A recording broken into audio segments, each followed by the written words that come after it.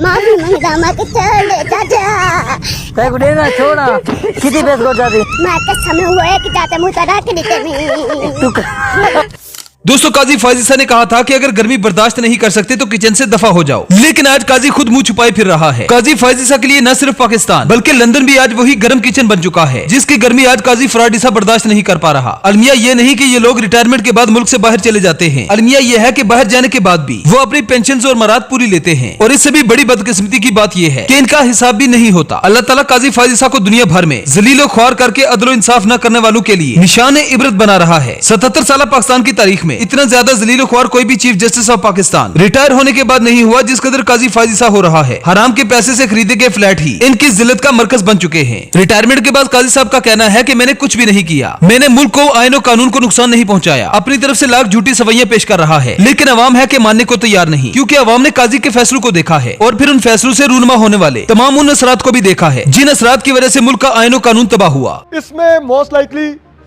PTI का बल्ले का निशान दफन है। ठीक है, उस कब्र में अगर आप देखेंगे तो आपको 8 फरवरी का इलेक्शन मिलेगा जो चोरी करवाया चीफ जस्टिस काजी फायज ईसा ने। ठीक है, वो रिग्ड इलेक्शन। इसमें अवाम के बुनियादी हकूक दफन है। ठीक है, इसमें मिलिट्री कोर्ट में जो लोगों के सिविलियन का अभी तक ट्रायल और जेल में पड़े हुए हैं उनके फैसले दफन है। ठीक है, सिविलियंस के।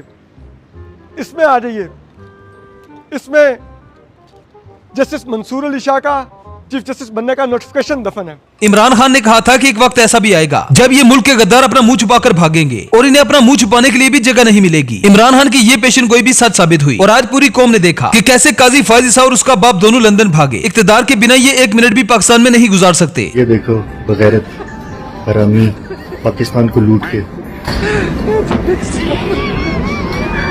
बगैरत इंसान। काजी जहां भी जाता है जिल्लत उसके पहले वहां पर पहुंच जाती है। सोशल मीडिया पर इसकी इज्जत का बलात्कार किया गया। डोनट वाली दुकान पर गया तो उसे वहां पर 100 तोपों की सलामी पेश की गई। काजी फायज ईसा ने अपनी जिम्मेदारी कोई भी ठीक से पूरी नहीं की, लेकिन बेकरी वाले ने अपनी जिम्मेदारी पूरी करने में कोई कसर नहीं छोड़ी। पहले बड़े एहतराम के साथ नाम पूछा, कंफर्म होने के बाद ही लानत भेजी और ऊपर से काजी फायज ईसा की बीवी ने लानत की तस्दीक कर दी। आप ईसा फाइज हैं? आप ईसा फाइज हैं? लानत हो आप पे। हाँ? लानत हो आप पे। लानत है आप? हाँ? लानत हो आप पे, मैंने कहा।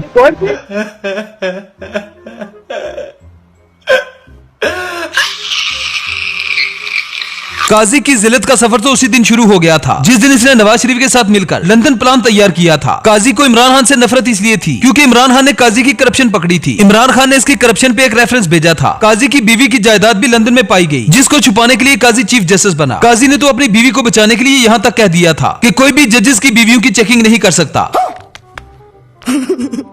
लंदन पहुंचते ही काजी का ऐसा इस्तकबाल हुआ कि काजी की लानत के फलक शिगाफ नारू ने पूरे लंदन को सर पे उठा लिया। लंदन वाले भी ये देखकर हैरान थे कि आखिर ये कौन है जो इतनी जिल्लत समेट रहा है, आखिर इसने किया क्या है जिसकी वजह से लोग इस पर अंडे जूते और लानते बरसा रहे हैं। तुर्की में काजी साहब को जूता पड़ा। जूते का आराम आया ही था कि काजी साहब छुपते छुपाते लंदन पहुंचे। आगे ओवरसीज पाकिस्तानी जूते, अंडे और लानतू वाले बैनर उठाए खड़े थे। काजी मरता क्या न करता, गाड़ी में मुंह छुपाकर मसूफ को भागना पड़ा। लानत हो आप पे। लानत है आप? लानत हो आप पे। लानत हो आप पे। लानत हो आप पे।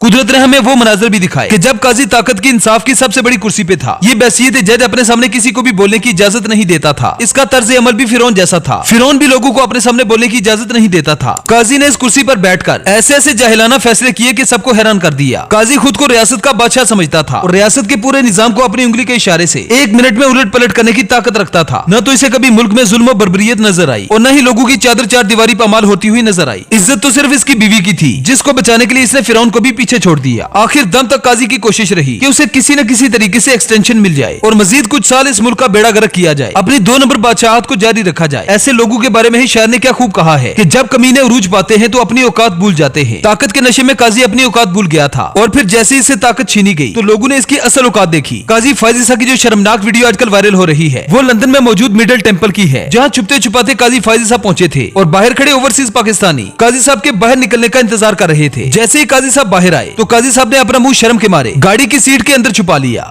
Hello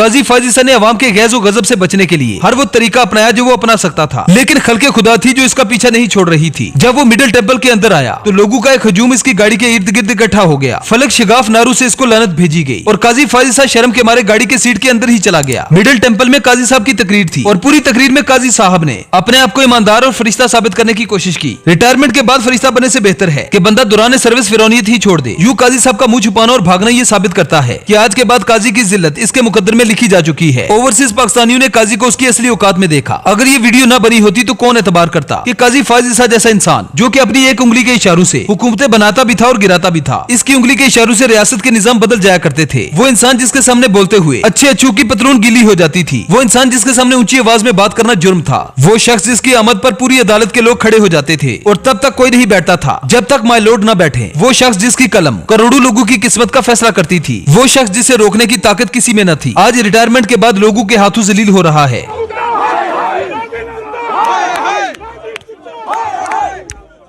That stand for freedom of speech and that stand for justice. So I would say, go, Qazi, go! Go, Qazi, go! Go, Qazi, go! Go, Qazi, go! Go, Qazi, go! Go, Qazi, go! Go, Qazi, go!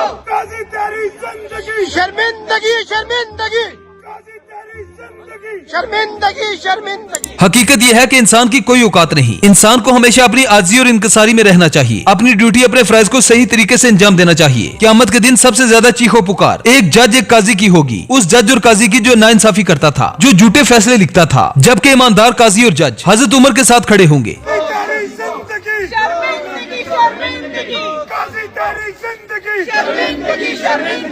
काजी की जिल्लत पर आपकी क्या राय है, हमें comment section में जरूर बताएं। Video पसंद आए तो वीडियो को लाइक कीजिए, शेयर कीजिए और चैनल को सब्सक्राइब करना ना भूलें। तो मिलते हैं नेक्स्ट वीडियो में। Good bye.